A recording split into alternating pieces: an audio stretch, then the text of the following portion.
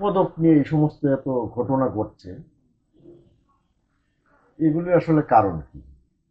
এই কারণ খুঁজতে গেলে আপনারা দেখবেন যে দল দাসত্ব, চাটুকারিতা, তৈলমর্দন, এই সমস্ত কারণে এই ঘটনাগুলি ঘটছে।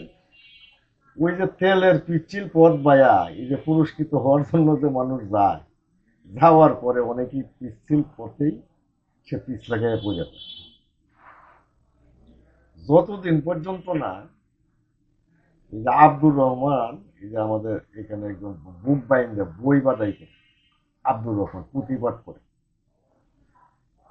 এই আব্দুর রহমানের মতো লোক স্বাধীনতা পদক না পাইবে, অথবা ওই যে আমাদের দুর্গাপুরে লাউয়ের একতারা বানায়া আরজালি নামে একটা লোক, সে মানুষকে বিনোদন দেয়, গান গায় পাহাড়ের কাছে, পর্যটকরা গেলে সেখানে দেখতে পারবে।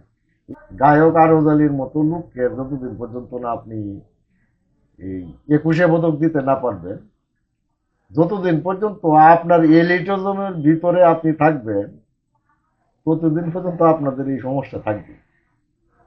এবং এই যে একটা লোক এই পদক পাওয়ার পরে সে যখন এলিট হয়ে যায়, তখন সে মনে করে যে সে এলিট হয়ে গেছে, আরেকজন সেটা কেন পাইবে। এই ধরনের চিন্তা চেতনা থেকে বের হয়ে আসতে হবে। রাষ্ট্র এবং সরকারকেও দেখতে হবে যে মাটির সাথে কে আছে। এই মাটির নিকটবর্তী মানুষকেই আপনার পদক দিতে হবে।